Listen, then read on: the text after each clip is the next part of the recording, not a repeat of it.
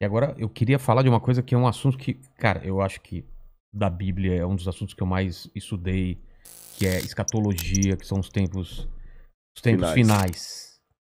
O que está acontecendo? A gente está vivendo os tempos finais, há sinais, segundo a Bíblia, proféticos, e a gente não falou dessa pedra Ah, tá. Isso também. aqui é uma coisa simples. Depois eu falo Tá dela. bom.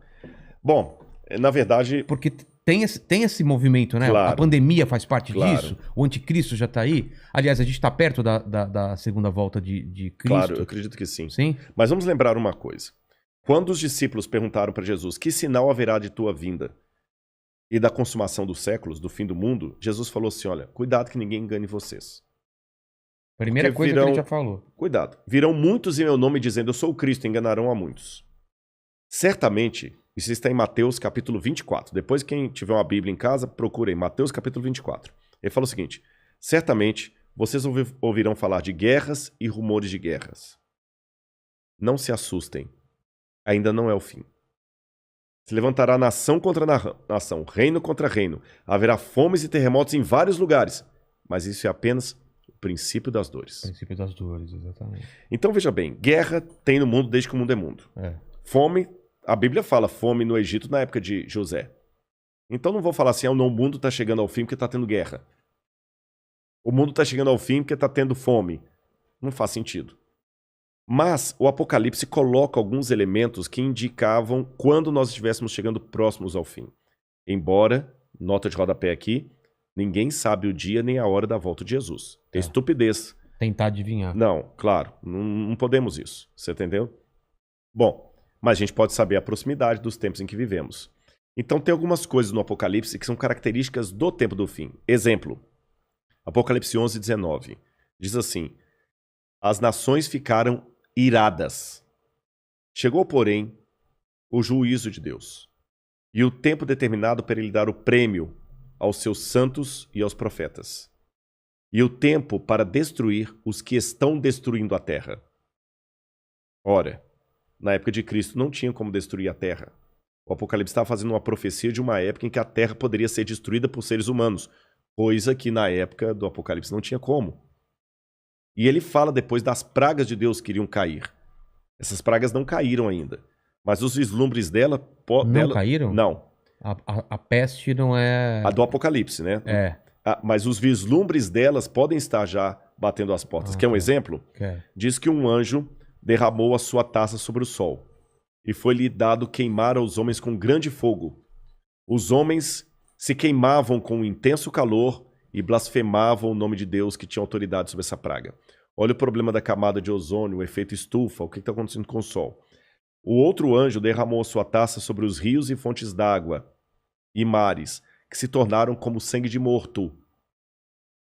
Sangue de morto não é vermelho, dessa cor. Sangue de morto é escuro, é fétido, é quase coagulado. Como é que tá Pinheiros, Tietê, Lagoa Rodrigo de Freitas, as águas do mundo? Poluição. As previsões é que até 2025 a guerra do mundo vai ser pela água. É. Fala do anticristo, que ia dominar o mundo inteiro de uma maneira algorítmica. Pacífica, porque é um algoritmo. O 666. O que é o 666? O que é o 666? Na época do Antigo Testamento, Deus deu algumas normas para os judeus. O povo do Oriente Médio, ele é muito simbólico, sabe? Ele tem muito esse lance do símbolo que aqui no Ocidente a gente perde.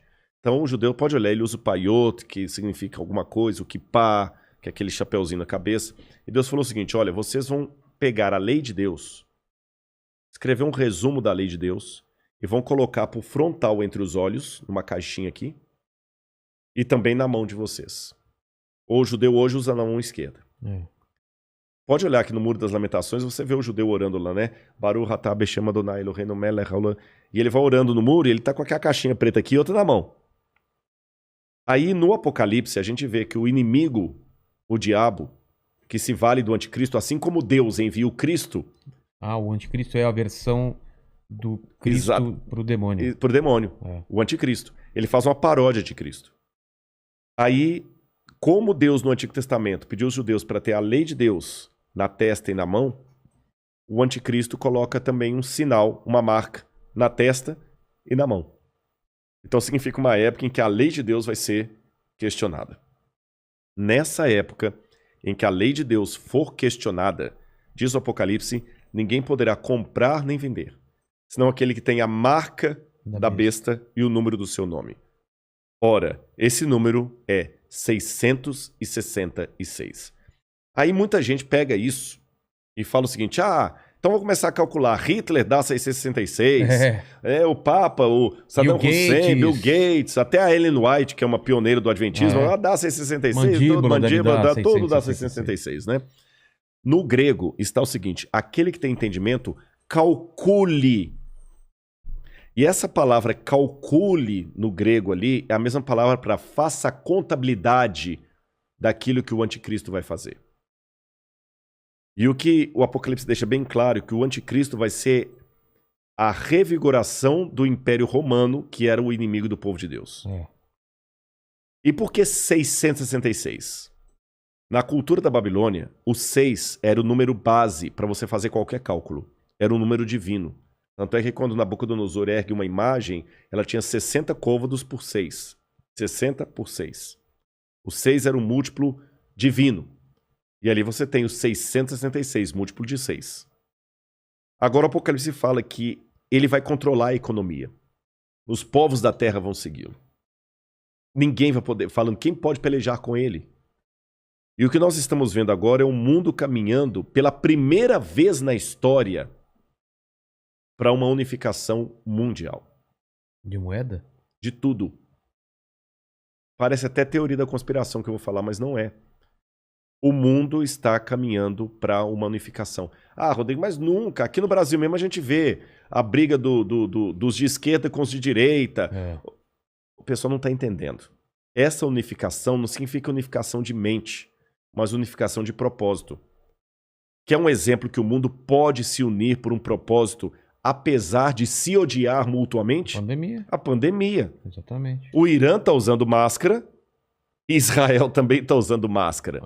Os palestinos estão jogando foguete lá em Israel, o Hamas, mas o israelense está usando máscara, o palestino também. O egípcio está usando álcool em gel, o iraniano está usando álcool em gel, o americano está usando álcool em gel, o russo está usando álcool em gel, então o Putin está usando álcool em gel. A mesma coisa o presidente do Brasil, o presidente da Argentina, da Venezuela, o mundo parou. Então é possível essa união do mundo inteiro em algumas coisas mesmo. Ela não só é possível, como ela é um caminho sem volta. Por que está falando tanto em criptomoeda? Nós já estamos passando por uma transição do dinheiro. Dinheiro de papel, né? De papel, você entendeu? Dinheiro baseado em tesouro nacional. E o mundo hoje precisa. Isso aqui não é uma defesa do Rodrigo, não é um desejo do Rodrigo. Eu estou falando de uma tendência. Tendência. O mundo precisa se unificar porque existem, Vilela, alguns elementos hoje que estão à solta, como se fossem crianças bagunceiras numa casa cheia de faca, de garfo, de objetos cortantes e letais, sem um adulto para controlar essas crianças. Você jamais faria isso. Quais são as crianças que estão à solta no mundo e precisam de um adulto para controlá-las? Um preceptor, uma babá? Internet. Quem tem domínio da internet? Você na internet você pode encontrar o podcast do Inteligência Ilimitada, mas você também pode encontrar uma fórmula para fazer um coquetel molotov. O camarada pode assediar você para fazer parte do Estado Islâmico. Quem controla a internet? Nem os Estados Unidos. Está na mão de ninguém. Quem controla tráfico de drogas e de armas em nível mundial? Ninguém. Lavagem de dinheiro está aí. O terrorismo está aí e lavam dinheiro. Quem controla bolsa de valores?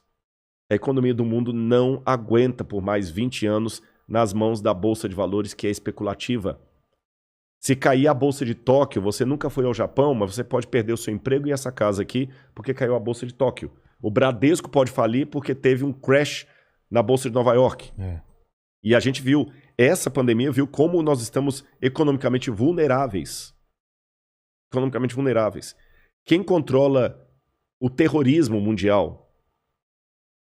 Então esses elementos... mais um. A ecologia. Não quero entrar no debate se a Amazônia é nossa ou não é nossa. O fato é que se a gente não cuidar da Amazônia, o mundo todo se ferra, caramba. Você tá entendendo? Então não tem mais esse negócio assim, é meu. Então hoje a gente precisa de um governo único que com leis mundiais controle a internet, bolsa de valores, que vai desaparecer, o reset tá aí, controla a economia, gastos, terrorismo e tudo mais.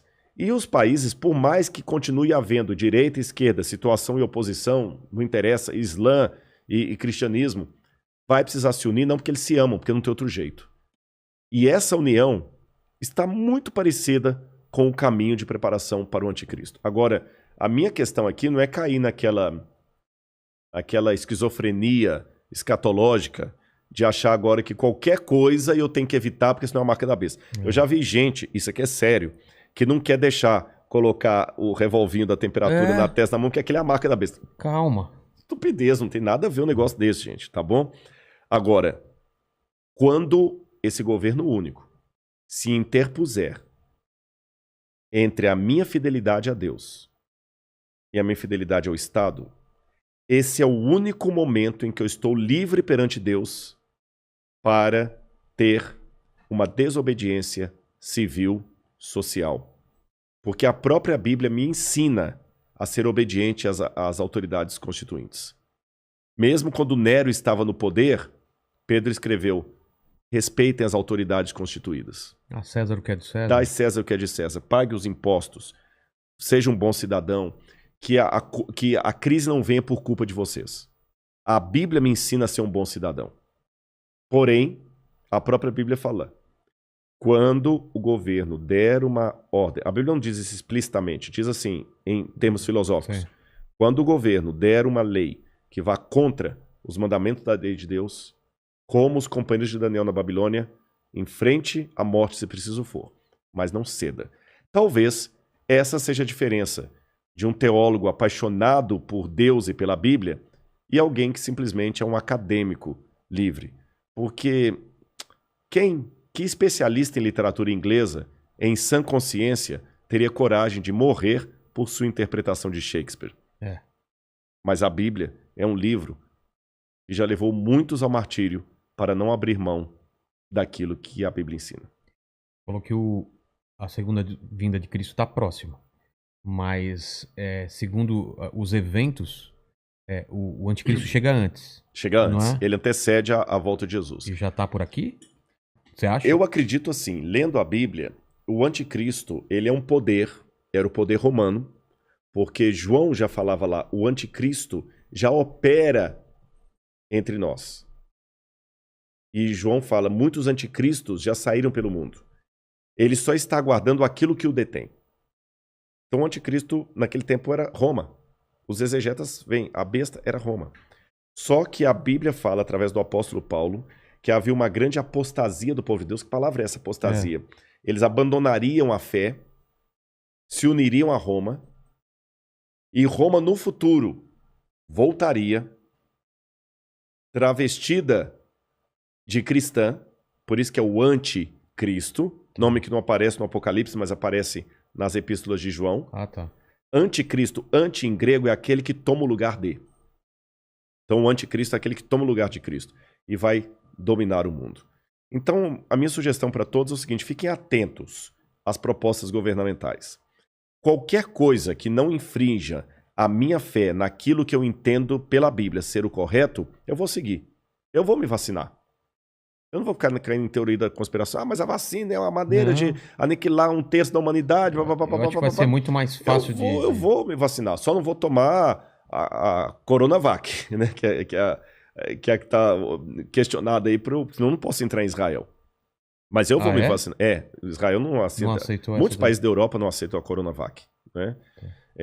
Lamento o Butantan aí, mas a menos que mude o cenário, a Coronavac não está sendo aceita. A Pfizer, ou a Moderna, ou a outra, lá de Oxford. Essas são aceitas. Mas eu vou me vacinar. Você está entendendo? Agora, não vou cair em teoria da conspiração. Agora, o dia que houver uma lei que se interpuser entre a minha fidelidade e aquilo que Deus pediu de mim, aí eu estou disposto a enfrentar até a morte.